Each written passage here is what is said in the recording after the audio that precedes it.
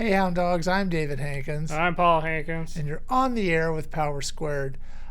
This week we thought we would talk about and tread lightly on what may be a sore subject for a lot of people, but the idea of separating the artist from their art, or can you appreciate someone's work and not necessarily agree with everything they've said or done?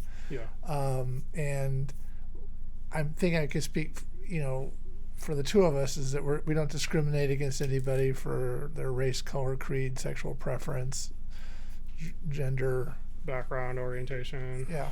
So we're not condoning anything that someone has said. And frankly, I'm not sure exactly what everything people have said, are. Yeah. But we're just sort of wondering, can you,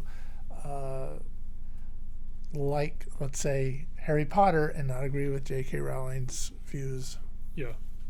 So how do you feel about that? Well, that in particular, or just in general? And just her as an general. example, because Right. that's sort of, everybody will know exactly what you're talking about. I just wanted to be clear. Yeah. It's kind of a nuanced topic because it can really depend on the individual's reaction to new information. Mm-hmm. Or there are other circumstances around whether or not someone can still like a work or consume it. For example, I'm a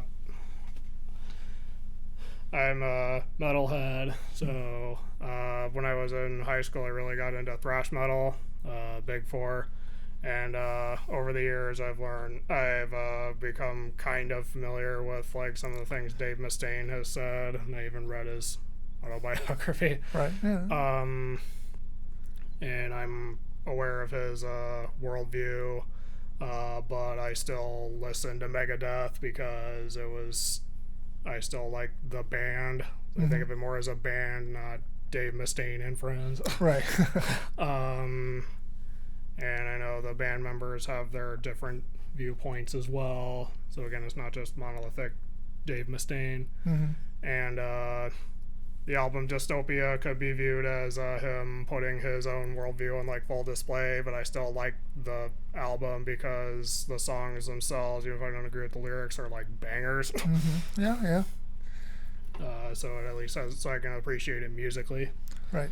And this isn't something, as you're saying, that goes back to when you're in high school? Yeah. Okay. And then there's, one of the biggest movies this year, not the biggest, but the second biggest film of the year was, Top Gun, or I guess maybe last year, Top Gun. Yeah, Top Gun Maverick. And watching that doesn't mean you agree with Scientology. Right.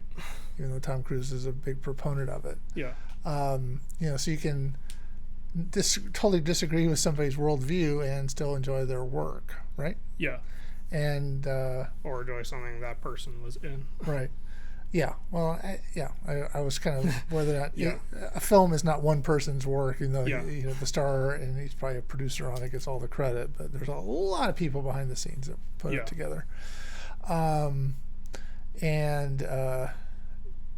there's some people who say things like Scott Adams, who is the creator of Dilbert, who's come out to be kind of a racist. Yeah. You can see why people might want to just distance themselves from him. Yeah. Because basically corporations are basically brands, and they want your brand to interfere with theirs. Yeah. And so I can understand the decision made to cut ties with him because you don't want to be associated with that kind of thinking. Yeah. But I don't think the fact that you've read Dilbert in the past means you agree with, or because you can't really read it in the future. Yeah. Or read I read one of his books 20 years ago. Yeah. And it was kind of a funny look at business, but corporate environment. Yeah.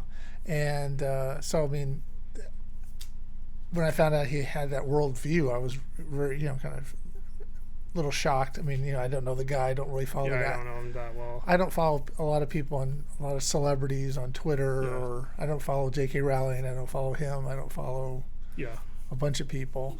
who say things that people get upset with. To be honest, I really don't know much of what like anyone says unless someone tells me. Right. Yeah. In this case, it became a big deal because it was out made there. Headlines. Yes, headlines, and so you kind of go, oh, I did not know you felt that way, and the fact that he's kind of proud of it. Yeah. It's kind of like, okay, more distancing. As far as not reading Dilbert is kind of easy because I already didn't really. I don't read the Sunday funnies. Yeah, so that doesn't affect us too much. No, but there's always going to be. My example. You used Dave Mustaine. I used the Beatles. John Lennon was quoted as saying he thought they were bigger than Jesus Christ, and so all these parents burned their records, in bonfires. Yeah. And then of course had to rebuy them because the kids still wanted the music, as it turns out. But I do remember some kids my age when we were, you didn't have much experience with this, but when your parents go to someone's house who has kids, the kids have to play together even if you're different ages or whatever. Yeah. And I remember them being like, had lived in the Philippines when that happened, and they were really into the burning of the records at the time. I was from Dallas. But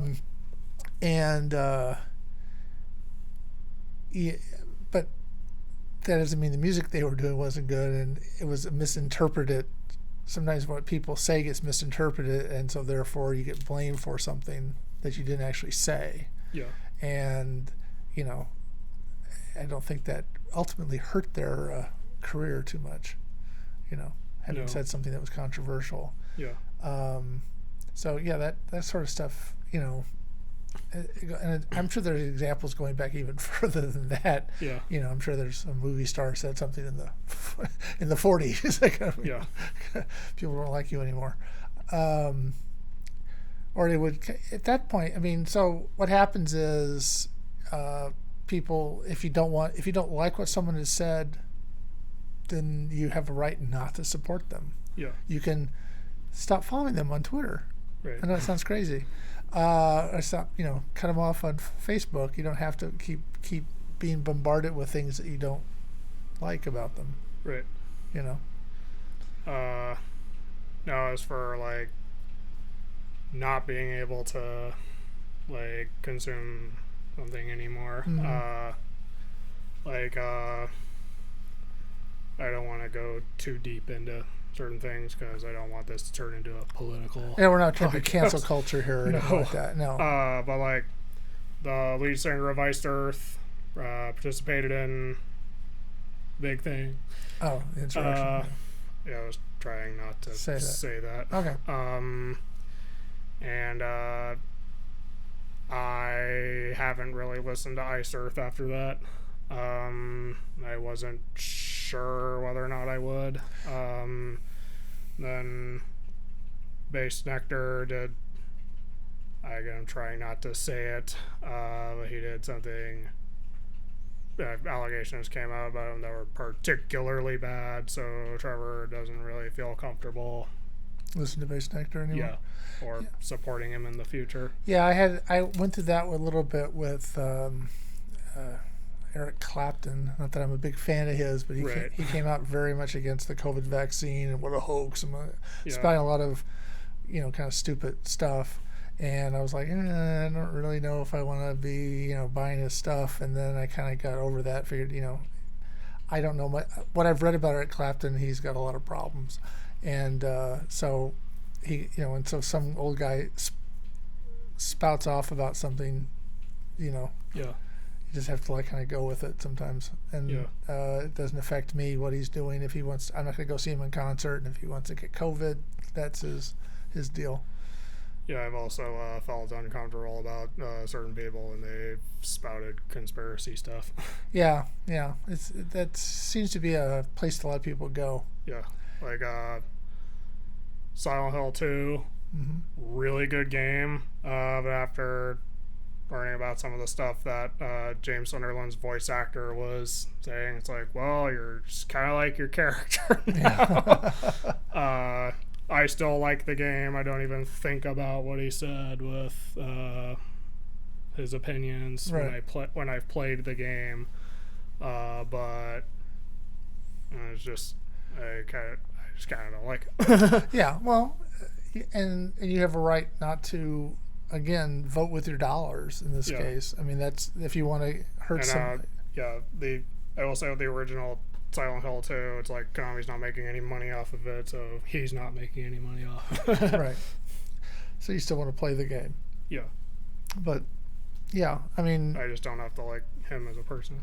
You don't have to support... If somebody, you as a consumer can just say, you know what, I don't want to be a part of this. Yeah. And that's your right, but it doesn't necessarily affect the fact that somebody else wants to play. It shouldn't really matter that somebody else wants to play the game, because I don't think anybody is, as an example, thinking about anything some author said they're trying to play a video game based on a story they came up with 25 years ago or whatever. Yeah. So, there's a little bit of, that could, yeah. It's funny, The Witcher applies to that statement. Okay. Because the author of the Witcher books, from my understanding, was kind of an asshole, at least about the whole thing with getting money from the games, but people still like the games. What was there's a horror author, I can't now think of his name now. You read some of his stuff. Lovecraft. He was not necessarily a great guy. Oh, no. Later in life, he regretted his worldview, but his earlier worldview, and his earlier worldview can still be seen in the themes of his work. Right. That said, I still like his work from a literary standpoint, and he's still a very influential author, and there are still like games or movies based on his work being made, and other horror authors have been influenced by his work. Yeah. So, and his work is mostly in public domain. Right. And then it was Roald Dahl recently. They were like re-editing his stuff because that little editing stuff was sort of a little too PC for me. It was like Roald Dahl wasn't the greatest guy. No, but the fact he called somebody extremely fat in a book is probably how he's describing the character. That Yeah. I don't understand why you have to change that so much. No, there's a lot of people have opinions, and there's probably a lot of people whose opinions we don't know. Yeah. About a lot of things, and we'd probably be horrified if we found out how they think about stuff. And most of the time, I just kind of don't care to know. Right. And I usually don't know unless someone tells me. Right. So, you can just sort of, again, try to enjoy the work and not worry about the guy that created it so much. Unless he does something, illegal, Yeah. Or extremely terrible. Well, you come up with a certain, like, I'm not trying to bring this up necessarily, but like Harvey Weinstein made a lot of movies. Do you stop watching the movies he made because he's a horrible person? Right. You know what I mean? Yeah. And again, that would depend on how the individual reacts. Oh, right. Yeah. If you were personally involved, I would stop watching. But I mean, does that mean that you're not condoning what he did just because you watched some movie that he produced? Yeah. True. So you have to. Again, he'll never work again. No. Thank God. And but you just have to divorce the art from the artist. Yeah. And if you don't feel comfortable supporting someone's work anyway, like if you're still worried about potentially giving someone like that money, you can get it secondhand. Mm-hmm. No one makes money. Right. Or get it from the library, which is free. Right. So there are ways to enjoy work without necessarily supporting the author. If that's or something artist. You don't feel comfortable doing. Right. Okay. I just thought it was sort of a topical thing that was going on. At least should talk about it, and I again try to avoid being political about anything. Yeah. And we've definitely hit minimum time for you too. All right. So I guess next week we're having Rachel and Julia and Trevor back to talk about the next issue of Power Squared. Yeah. So look forward to that. And I guess that's the end of the show. Yeah.